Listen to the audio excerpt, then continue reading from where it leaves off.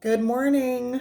This is Wendy's Prada Perfume. I'm your host, Wendy, here to talk about all the perfumes that live on my shelf. Um, it's morning and the sun's coming in the window where I usually sit with my phone set up, my janky phone set up. So this is what the shadows look like. But you're not here for me, you're here for the scents. So today we're going to talk about the category of perfumes that I got really into several years ago, what in my mind I call dessert roses. Do you guys ever do this? In my head, over the years, I either find a genre or a single note or an accord in my head, and then I just try to find all of them. I try to find all the scents. I'm going to have to stop doing that because I'm getting out of hand. Things are getting out of hand and you just don't need to do that. But that being said, I'm certainly, there's always more and I'm just a perfume chaser. There's always something new to experience. And for a while, I still am. I feel like not that I'm done with this dessert rose category, but I've found the ones I like. I feel like the hole has been filled and I can now move on to whatever other insanity I want to chase now. Hopefully nothing. I'm just chasing my own shelf this year and being content with what I have. So as usual, I have mostly designer, niche, vintage. Being that I discuss what's on my shelf, I believe a good portion of these are either reformulated or discontinued. I am sorry, but I'm not here to convince people of anything or tell people what to buy. I'm just here to talk about my perfumes, and I'm just a regular person. I'm not supported, so I am certainly not here to tell you what's coming or tell you about a bunch of bottles that I've gotten. But that is neither here nor there. So let's start with the super designers. Let's just start with that. So a dessert rose that I find to be more in the fruity and woody aspect is a Miss Dior. I know, there's so many of them. Going back to, God, the 40s, right? But Dior seems to be the worst with this flanker situation. The one I have is from 2012. And this rose is there is rose and there is jasmine in the heart. And this rose and jasmine is stewed with strawberries and peaches and vanilla, and it's really beautiful. And there's a very strong jasmine note, and there's a very strong, this was the height of the fruit chili situation, so there's a very strong patchouli undertone to all of that. But I just love how the rose blooms with these strawberry and peach notes. It just smells so good. I'm gonna do this the whole time, I'm sorry. I do like this one. This bottle is it's from 2012. It's almost 10 years old. And anyway, Miss Dior 2012, Dessert Rose number 1. Dessert Rose number 1. On the same kind of designer line, a very well-loved perfume that a lot of people will know and recognize. This is Lancome Noe Tresor à la Folie. I like this one because this fulfills all of the... Okay, this is a woody rose, it's a syrupy rose, it's a vanilla rose, and there is a bit of ambroxan in here. Now, the thing is that this rose especially has a lot of berries around it. It has a lot of vanilla, and it has nuclear strength, and it has a certain, I don't know, just designer of the times quality that I do like, but I don't need another perfume like this. I don't need to go into a full review of any of these, but yes, this is another desserty rose that I really love. Very, very strong, very, very syrupy, very, very dense, very, very heavy. Whew, this does wear like lead, but I do enjoy it, and that is La Noe Tresor à la Folie. I took everything out of the box today. I couldn't tell if me taking everything out of the box and then putting back in was distracting or not. So anyway, moving on. Another well-loved, well-known perfume that is actually my scent of the day. This is Nina Ricci Lexis Rose Absolute. Am I even saying this right? It's the Absolute one. It's the Rose Absolute. I actually do have the box right here. Yeah, Lexis Rose Absolute. See, maybe the box is helpful because then people can see I'm going to have to decide what I want to do with that. Okay, so another desserty rose, very, very strong, very dark and very dense. And this has a Taif rose, which to me almost comes off as like a slightly singed rose. I don't know how else to say it, but this to me is like roses on top of a creme brulee dessert. And creme brulee is just, it's an amazing dessert. Plus, to me personally, I think I'd have a hard time making it. That like burned custardy, vanilla, caramelized. Ugh, it tastes good, it smells good, it wears good.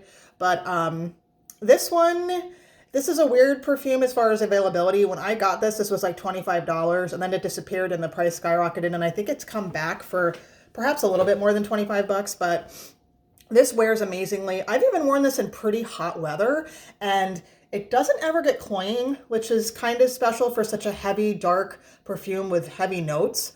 The rose rather just blooms and it just kind of smells like the creme brulee is like baking off, if that makes any sense, like it's warming up in the oven. But even in a hot weather, that doesn't really bother me. But anyway, another kind of mainstream dessert rose that I really like is Nina Ricci Lestas Rose Absolute. Geez, these names. For the love of God. Okay. Here's an easier one to say. This is the original Valentino Donna. This is when Puig had them. I think L'Oreal has kept this in their line, but this is listed as an iris and leather scent, and it is. And that's why this type of desserty rose works so well, because there are those kind of serious, high-minded, leather and iris. Pretty dry vanilla too, but this is another one like that Miss Dior that I mentioned, that the rose is really surrounded by like this almost stewed fruit feeling in a good way. It doesn't smell like canned peaches or anything, but it just has like a dense, slightly syrupy edge to the rose on the heart. So that was a rather pleasant surprise. Now, if this perfume did not have the leather edges, this would just veer off into being too sweet.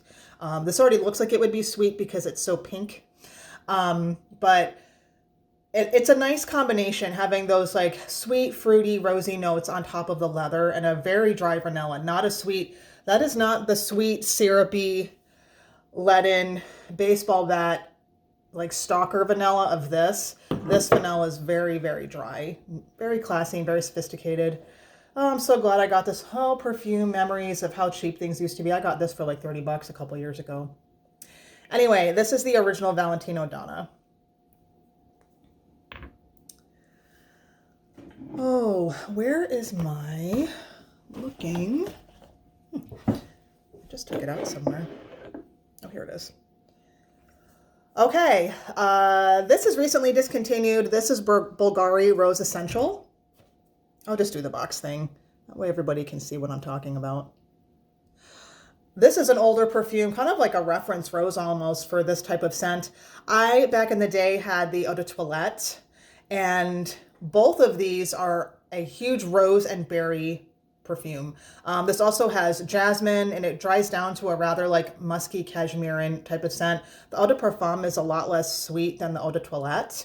I had the Eau de Toilette a long time ago and I sold it, and then I realized that they were discontinuing this. So kind of on a lark, I was like, I kind of missed that one. I don't want to live without it. So I got another bottle. So this one is relatively new in my collection, but I feel like this is I may actually layer this with one I'm wearing later. This is to me a classic rose. It is very rich and very jammy, but yet very velvety and has a nice blackberry tone. Now, like I said, the Eau de Toilette is really, really sweet. Those are like sweet candied berries. But here the blackberries in nature out of a bush or, at the store, they're actually not that sweet. They just smell like a blackberry. So this is a very pretty rose and blackberry scent with jasmine and musk. Oh dear, who do I talk about now? Okay, this is one that I'm probably not going to keep. This is Pascal Morabito Sultan Rose. I'm just doing it, whatever. This is what the box looks like. I blind bought this. I really got sucked into the notes because I thought this would be like a sweet and savory rose because there are darker notes like saffron and things like that. This is sweet and fruity and just horribly sweet. If to some people it won't be horribly sweet. For me, it's a little horribly sweet. If you like really pink, really bright, lacking any depth or any darkness, bright pink roses with candied fruits around it, and no saffron and nothing dark and nothing to kind of ground it down a little bit and prevent it to, floating away into cotton candy land. That is this scent. This scent is not easy to find in the US, but I got it, I think, on eBay for like 40 bucks at the time. So not impossible to find, but it's a good scent. It lasts a long time. It is just much sweeter than I was anticipating, but yet still another desserty rose that can go on the list. Let's just do this. We'll just round it up. I think this is the last regular designer I have. Does anyone remember Prada Ambry? Prada Ambry. This is kind of an honorable mention. It's not a super desserty rose, but it always reminded me of like a bouquet of roses, burning incense, and like in like a vanilla bean pod. That's kind of what I think of. Ultimately, this is an amber perfume. It's a resinous amber perfume, but it wears really light. Like you got to wear a lot of it in order for it to project. It's not a strong perfume at all. And I always enjoyed the incensey vanilla that was around it. So maybe not desserty, but maybe someone that is wearing perfume and eating dessert. Like it's all close. It's all in the same room together, but not on the same perfume. But I just had to bring this up because I do like this one. And it's a little bit foodie. Sorry, my dog just heard another dog barking outside. And yeah, here we go. Okay. Switching gears a little bit, here's a niche perfume. This is Aniko Tall Rose Pom Pom Eau de Parfum. The Eau de Toilette is quite different. That's more of a floral rose, and it has nothing to do with this. This is another floral berry note rose, and I thought it was going to be like a velvety, smooth one, but to my shock, this also is way too sweet for me. This is like, it smells like leaden. It smells like a cheesecake with like some rose in it and like berry syrup on it. Like it's so heavy. I would rather like to smell this in passing on someone else, but this is not something that I can wear. This is also another one I'm probably going to sell, despite the fact that I like the color and the bottle's really cool. But it is a dessert rose. It has a lot of berries. It has a lot of vanilla. It is very thick and luscious. On the right person and on the right nose, I think that this would work really well. It smells good. It is just, for me, it's just a little too much and a little veering too much into a category that I can't abide by and can't wear. But this is Aniko Tall Rose Pom Pom Eau de Parfum particularly. Another niche perfume. Have any of you ever tried anything from Dame Perfumery? I don't know if I can get. Okay, little drum roll. Dame Perfumery Desert Rose. Not Dessert Rose, Desert Rose. If you ever want to look into a kind of a niche indie perfumer, they're out of Arizona and their perfumes are very affordable too, which I certainly appreciate. Desert Rose is to me a dessert rose because it has a bit of a citrus note on top. It has a deep grounding vanilla. It also has like some spices like cinnamon and things like that. However, this does veer into slightly savory territory. There's a lot of geranium in here. This is a little bit dry and a little bit aromatic as well. Generally as a rule, I don't like rollerballs, but I like to use this to layer with other rose perfumes, just to give it a little bit of depth. So this is a dessert rose, but it's possibly a little like a spicy dessert rose, if you will, versus like a sweet dessert rose. But this is Desert Rose by Dame Perfumery. Check it out. Read the reviews. They're really convicted, and I think this is a really unique rose perfume. I really like it. Another one that's a little bit more on the darker side for a dessert rose is Sultan Santal Majuscule. This is a lot more dynamic than the notes would suggest, but this is rose, sandalwood, and cocoa. And this is, I love this perfume and I've had it for a long time, but I actually don't wear it that much. And when I do, I only wear a few sprays because this perfume like wears me. I love it and it smells good, but it's so overwhelming that I only have an urge to wear it once in a while because the cocoa is like so strong. The rose is so strong, and the rose is not sweet or friendly at all. It's a very like dry and aggressive and incensey rose almost. But to me, this falls in the dessert rose category just because it's like a chocolate rose. But a chocolate rose sounds so nice, you know, like a box of chocolates and a bouquet of roses. This is a rather sinister dark chocolate and black roses, if you will. It doesn't really smell like that, but just as a juxtaposition, because it's not a friendly chocolate and roses scent at all. Oh, I gotta do it. You guys know this perfume. This comes up on my lists all the time. This is Amouage Lyric. This is one of the most wonderful spicy roses ever, in my opinion. This does not have a lot of sweets on it, but it does have a lot of like cardamom and clove and cinnamon. So this is a lovely rose that is embedded with a lot of Indian spices, let's just say cardamom, cinnamon, all that stuff is from there. So I absolutely love this as a dessert rose that is not the cloying, desserty vanilla of something like, and it sounds like I'm putting this perfume down, but I do really like it. But like I said, one is enough. But this is one of the best spicy roses I've ever worn. It also has a lot of incense and sandalwood and wonderful things, and it wears wonderfully. And maybe I should just do a review on this one day. And look at the beautiful red. Sorry, it's a little smudged. But anyway, another fantastic dessert rose, but it's more on the spicy side.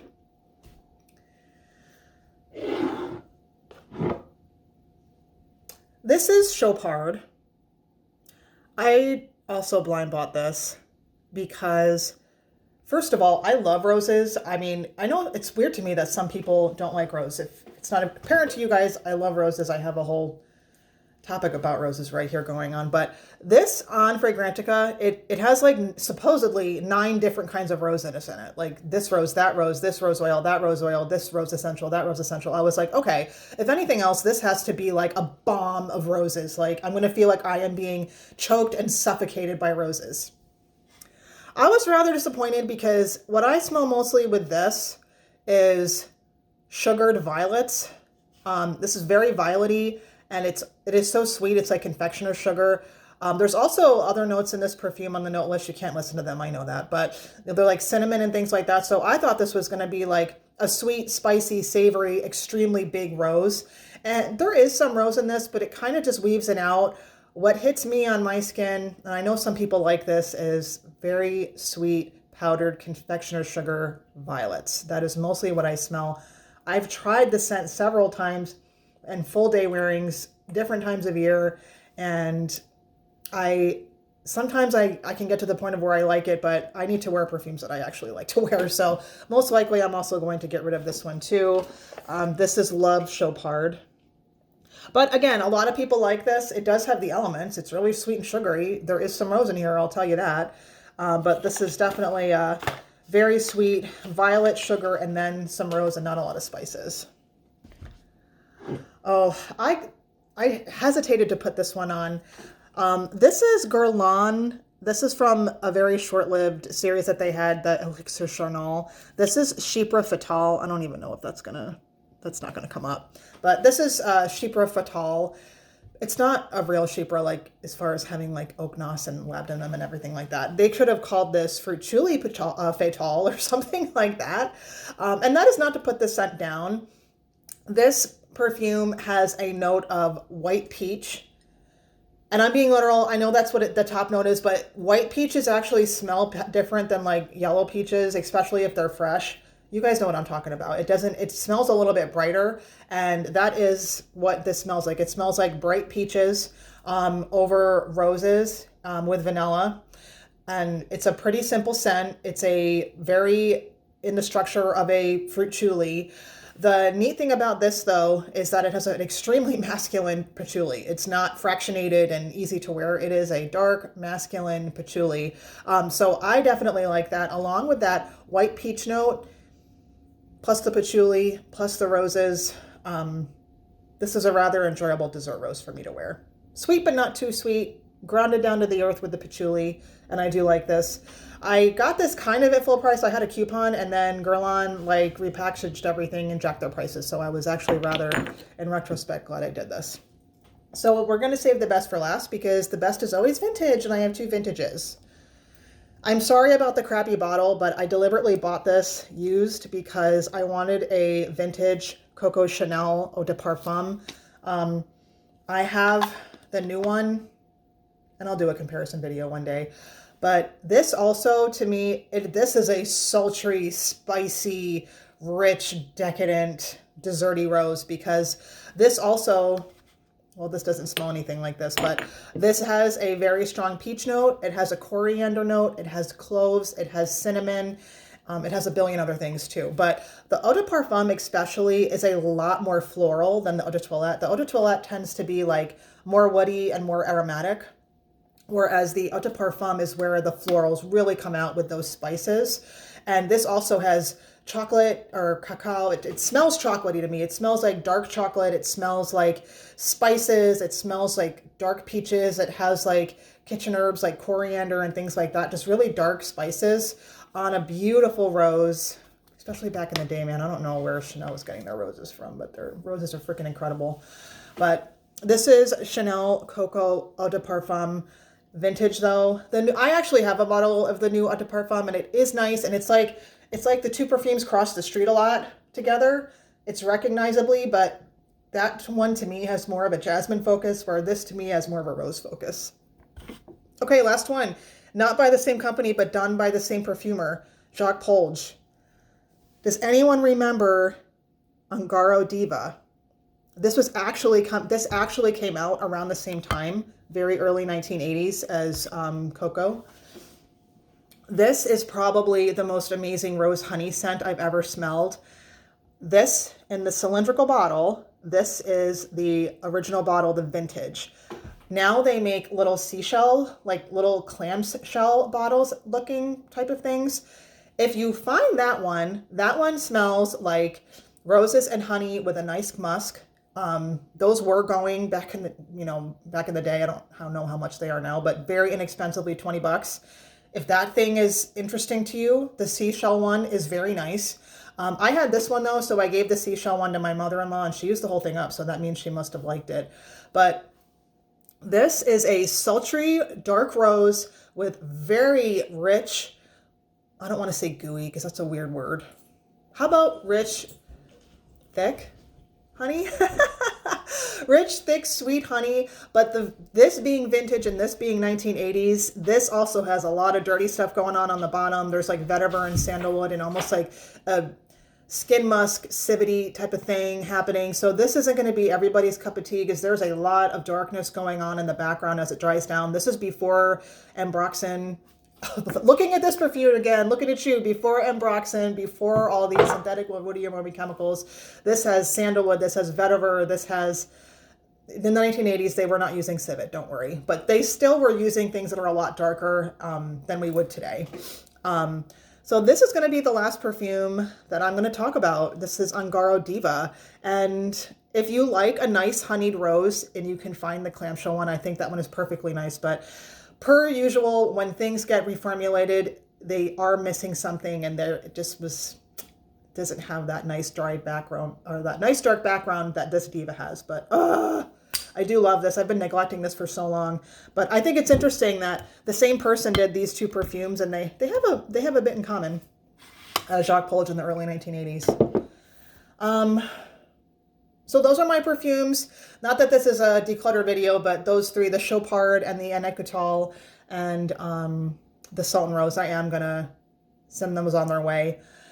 And going back to, is chasing all these accords and scents worth it? I have a hard time with that, because there's so many of like facets of perfume that are interesting to me. And to me, this is a dessert rose. This is a dessert rose. This is a dessert rose.